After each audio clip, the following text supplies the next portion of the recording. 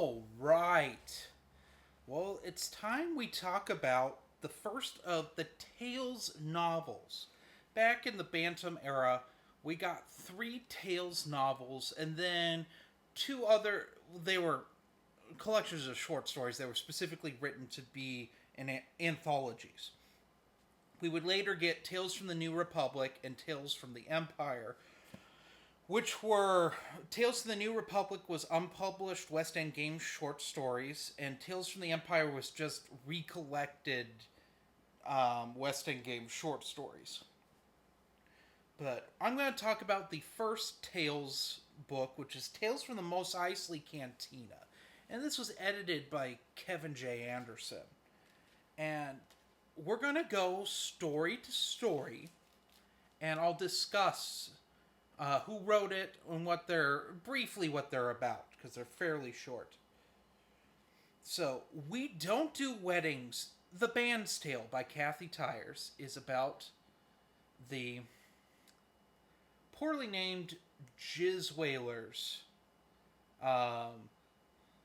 Figure and Dan, and the model nodes. And they are an exclusive band for Jabba the Hutt. Jabba's got them under contract, but they are offered a contract to do a wedding for a rival crime lord. She's getting married. So they sneak away, they sneak out of Jabba's palace, and they go to Mos Eisley to do this wedding. Things go wrong, and it's about how they ended up at the Cantina. It's a fun story. Kathy Tyers is a great author, very underrated Star Wars author, and I highly recommend this one. I give it a good 4 out of 5. Next, we got A Hunter's Fate, Greedo's Tale by Tom and Martha Veach. This is Greedo's origin prior to Phantom Menace. Deals with why he became a bounty hunter, why he hates Han Solo. It's a very sad story, but a very good one. And that's the less you know about Greedo's Tale, I think the better, because this one is a really solid story. I give it a 5 out of 5. Very, very good. Next, we got Hammer Tong, The Tale of the Tonica Sisters, in quotations, by Timothy Zahn. This is about a couple spies that are trying to get a ship from the Empire, and they disguise themselves as the Tonica Sisters. The Tonica Sisters are supposed to be identical twins. These two are not, and hilarity ensues. This story is very mediocre. It's really, in my opinion, to set up a character that shows up in the Hand of Thrawn duology. I was not a fan of this. Zahn's written a lot better work than this. I give it a 3 out of 5. It's very mediocre, very forgettable. Next, we got Play It Again, Figure and Dan, The Tale of the Muftak and Cabe by A.C. Crispin. This is a good one that ties into the next story. It's about these two of the characters we saw in the Mos Eisley Cantina. One's the little like rat thing, and the other one's the big white floof. The Muftak, he doesn't know his origins. He doesn't know where he's from, and it's about his discovery of who he is. Meanwhile, they're trying to do a heist on some of Jabba's jewels, which is it's a good story, and it ties in with a character from the next story, which is called I'll say this. I give it a good 4 out of 5. It's worth your time to check out, but it's aided by this next one, which is The Sand Tender, The Hammerhead's Tale by Dave Wolverton. Now, this is about the Hammerhead we see, who's a rebel sympathizer who's kind of been marooned to Tatooine, and we find out about like his species, how they operate. If you read, it would be Galaxy of Fear book 8 or 9. you know about this species because John Whitman took from this when he did that. But he has a real good connection with nature and plants. They're almost sentient, and he was he has this beef with this imperial officer, and it's about him coming to terms with whether or not he should murder this person or not. If he murders this person, he can never connect with the plants again, and it's very sacred to him and his species. It's a very sad tale, but one that I thought was incredible. I give it a solid 5 out of 5. Next, we have Be Still My Heart, The Bartender's Tale by David Bishop. This is about Wooher the bartender and his hatred of droids, partly. So, Wooher hates droids and he likes making his own liqueurs. He wants to make the ultimate drink. Something that even Jabba would love.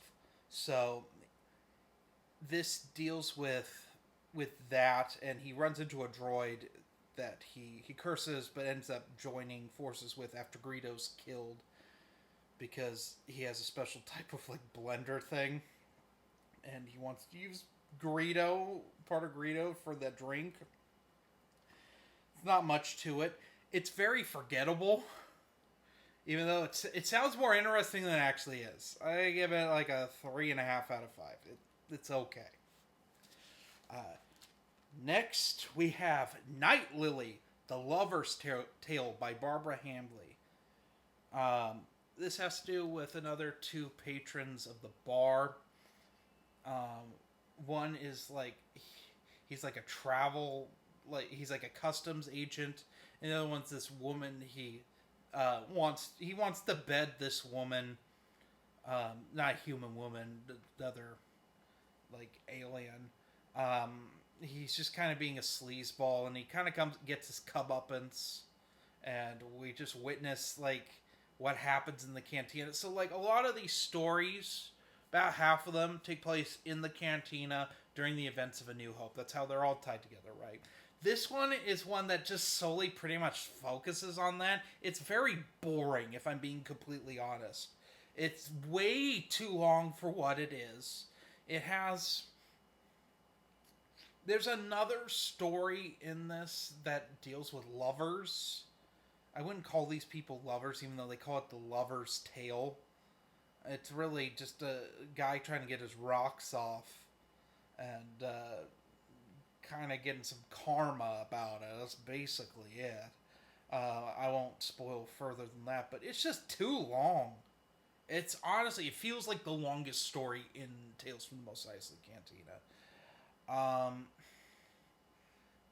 I think it's one of the worst in here. It's tough because Zahn's is boring, right? But at least it's kind of shorter. And it's building to something. This doesn't build to anything, so I'm going to give it a 2.9 out of 5.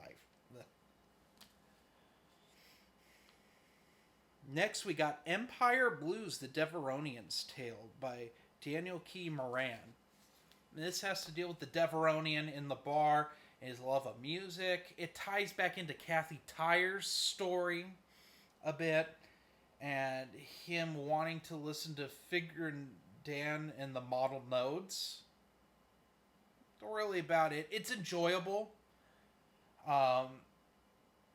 Also, it gives some more background to the Deveronians as a species, and I liked that. I give it a 4 out of 5. It's fine. Well worth your time to check out. Next, we got Swap Meet, The Jawa's Tale by Kevin J. Anderson. This has to deal with a Jawa who wants to avenge the death of his friend. His friend was one of the Jawas killed by the stormtroopers, and he gets an illegal blaster because it's illegal for Jawas to have blasters, and he's going to kill some stormtroopers. So that's part of it. This is part of like a 3-part story in here. So we'll get to the second part, which is called Trade Winds, The Renat's Tale by Rebecca Moesta. Rebecca Moesta is Kevin J. Anderson's wife, and she writes a really short tale that deals with a certain scene in um, Swap Meet and gives a little more context to an event that happens. Next, with Swap Meet, I'll rank all three of these in just a minute. When the Desert Wind Turns, The Stormtrooper's Tale by Doug Beeson. This deals with a stormtrooper that was involved. He was supposed to be an AT-AT driver, like he goes to the academy for that. He actually meets a Colonel Veers before he's General Veers. But he ends up getting reassigned to the Stormtrooper detachment that goes to Tatooine to find the droids. Deals with his perspective from them. He's specifically the Stormtrooper that says, "Look, sir, droids." It's him.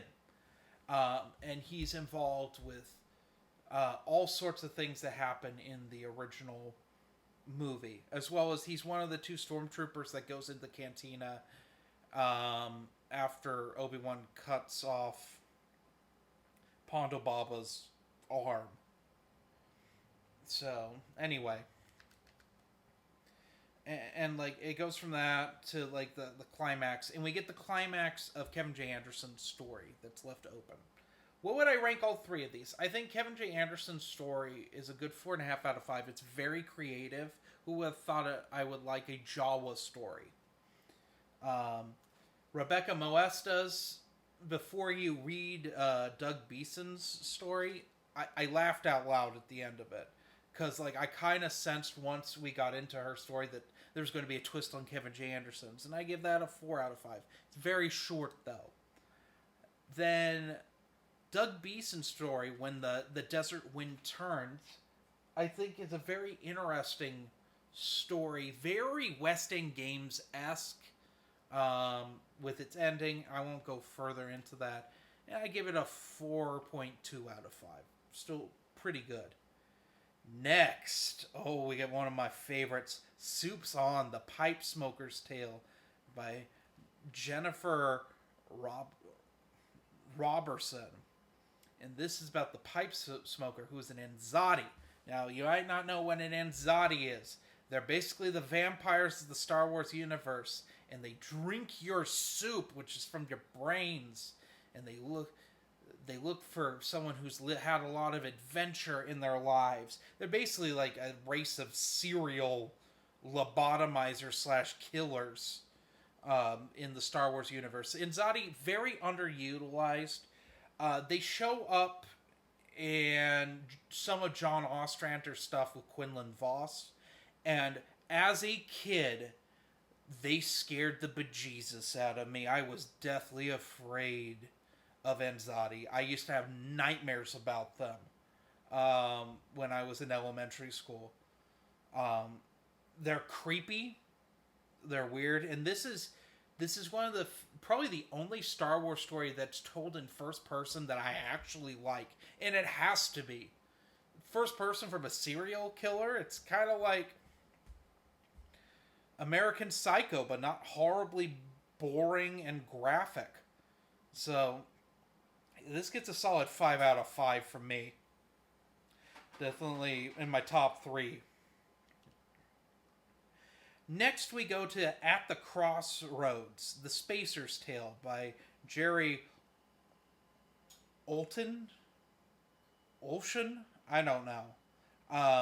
This is about the spacer that Obi-Wan talks to before he runs into Chewbacca. He's like a friend of Han Solo's who's beaten the Parsec run.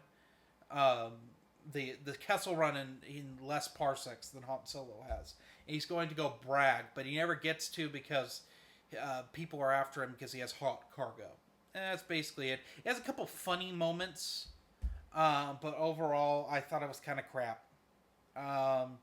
And that has to do with, I don't like the idea that not only is he beat Han Solo with the Kessel run, but he's also Force sensitive. And Force sensitive, at this time, it's like everyone and their mother was Force sensitive. If you you read a lot of the West End game stuff, there's a lot of Force sensitives, which I guess makes sense because there's no Jedi.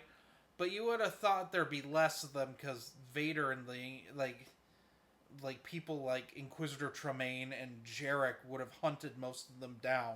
There shouldn't be nearly as many as they are, but that's a crux of the expanded universe that's kind of been a thing since the original Marvel years. So, yeah, I don't care for it. I thought it was meh. I thought it's about a 3 out of 5. Next, we have Dr. Death, The Tale of Dr. Evazan and Ponda Baba by Kenneth C. Flint. Now, this one is one of a couple. The last couple are a little different stories compared to the other ones, because every one of these stories up until this point has dealt with the interactions in the cantina at in A New Hope, right? Every single one of these stories has had a sequence that's in the cantina, except for this one. And why? Because we know what happened to Dr. Evazan and Ponda Baba. They got mauled by Obi-Wan. We know that.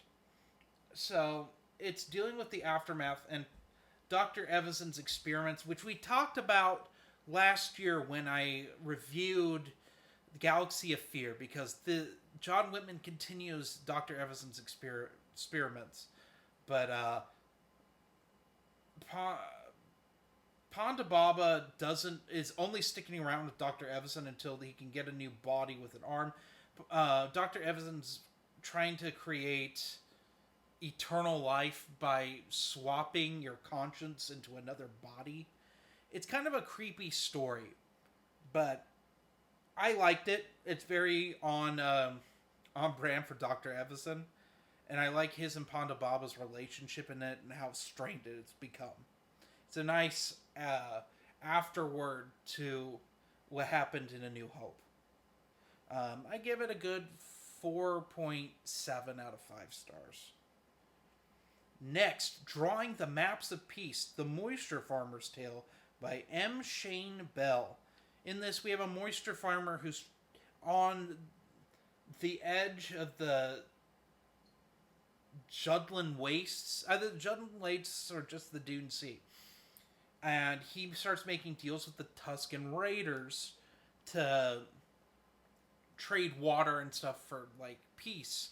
And he wants to draw up property lines for all the moisture farms, the Tuskens, and the Jawas, so they can all live in peace. And it's about that, and it sounds horribly boring, but it is, in my opinion, the best story in here. Watching this man attempt to make peace with everyone and it going horribly wrong. It's a very good story. And it ties in very well to A New Hope in its own way. And I really liked it. I give it a solid 5 out of 5. And then lastly, we have one of the most emotional stories ever, called One Last Night in the Mos Eisley Cantina, The Tale of the Wolfman and the Lamproid. This one, we open with the Wolfman character, who's not in the special editions. He's CG'd over with, not CG'd, but they cut in a different creature over the top of him. I think because George Lucas just didn't like how the Wolfman costume looked.